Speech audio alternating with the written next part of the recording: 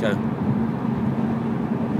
Hi guys, I'm on my way to filming paleo in a kitchen actually with Simon Lovell, and he just was in the passenger seat then, and he was taking a look at Facebook, and we had a question on there about intermittent fasting, and what the question was why would you do intermittent fasting when all of the diet systems that are out there that he had previously read were asking or telling them to eat more and more often during the day? And actually the answer is pretty simple. With the goal with paleo in a box is to take someone from a Neolithic eater, someone who eats processed carbohydrates, grains, legumes, a fair amount of sugar with all of the additives. The goal was to take them from a Neolithic eater into a Paleolithic eater in a kind of a modular system, in a step-by-step system, by gradually transforming you into a Paleolithic eater. So for instance, first off, the goal was to give you the foundations of how and why we do these things. What are carbohydrates? Can we get carbohydrates from other sources rather than grains? Giving you all of those foundations about protein, carbohydrates, insulin, ghrelin, the different hormones within the body, and then gradually building on that with actual practical elements like how do we, what types of breakfasts we should eat, what times of the day we should eat, different ways of being able to eat a breakfast, also FOD boxes and eating throughout the day and easy ways to overcome natural barriers in the 21st century lifestyle, and also then building on that into the evening. Now really what we've said in the beginning of that is eat more and more often of the healthy stuff so that you don't get the blood sugar crashes that you would normally get with the Neolithic foods. Now, why is intermittent fasting at the end of the PIB system? Well, the reason is because we need to take you in a step-by-step system. It's right at the end, because if I'd have told you to do intermittent fasting right at the beginning, when you're carb reliant, sorry, just turning off, nearly at North London. If I'd have told you to intermittent fast right at the beginning, when you're reliant heavily on sugar and not reliant on fat just yet, and using fat as an energy source and drawing on fat from your stored sources, then what we would have got is some major come downs, dizziness, tiredness, major detox as well. So it's a pretty dangerous thing to do unless you have managed to square away your nutrition first.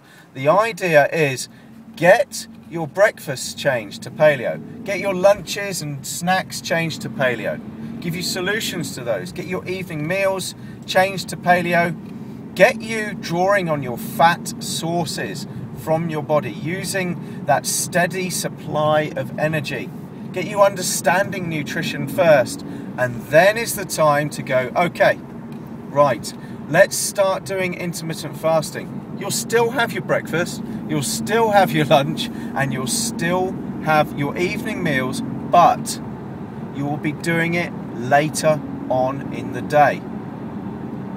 And it's really to take your performance to the next level. It's really to take your fat loss to the next level, give you another tool in your arsenal, and all you're doing is extending your fasting period overnight and into the middle of the day, looking at about a 16-hour fast, and then you're still having breakfast, you're just starting after a 16-hour fast. And it really is as simple as that. You've extended the period of time that your body can rid itself of toxins. I think I'm going the right way. And then the ideal time is to do a WOD around the middle of the day, which is what I do. And then when your body is, after a WOD, is crying out for nutrients, it then becomes extremely anabolic and really wants to recover, that is the point that you start giving it your largest meal of the day, straight after your WOD.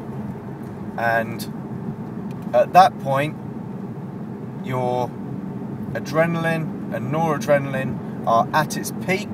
You've burnt the maximum amount of fat that you possibly can, and after a WOD, you're extremely anabolic, and you're giving it all of those paleo foods. That's the key, paleo foods after that 16-hour fast. If we hadn't have done that, and you were right at the beginning of your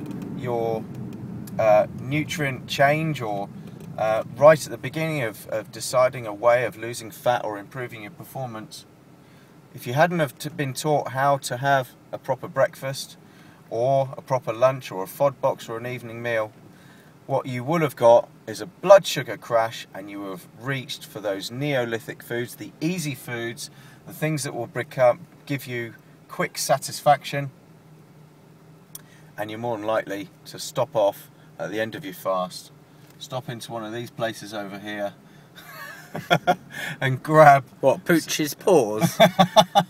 Is that what's over there? Dog grooming and boutique. I thought it was a takeaway. And you're more than likely to stop off at one of those garages because your blood sugar has taken a massive crash because you haven't taught yourself to become fat reliant. So therefore you'll get an extreme crash because you're still Neolithic, and you will just go for those sugar, high processed foods. So I hope that kind of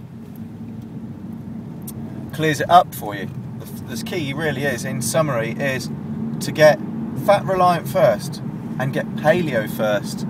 Then is the time, if it's right for you. It's not right for everyone. It works for me. Simon's doing it now and it works for him. But teach ghrelin, which is your hunger hormone, gradually over a period of time. Because ghrelin can be taught. If your body's used to having breakfast at 7 o'clock, then ghrelin will wake up and say, eat breakfast, which is why you feel hungry.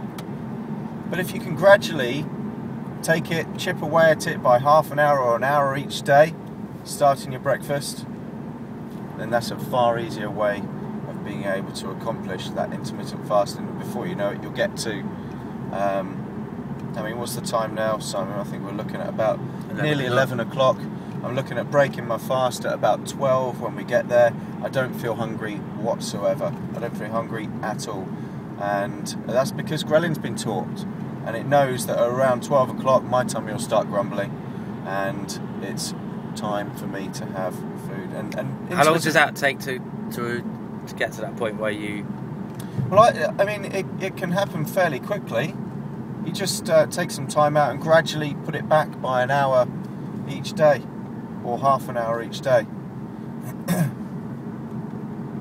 So it can be taught and it can be done, and it is fairly easy, but you need to be paleo first. You can't do it early on with the standard diet systems. You've got to get your nutrition sorted first.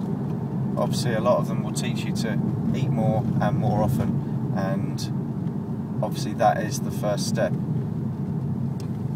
Now we're just coming in to film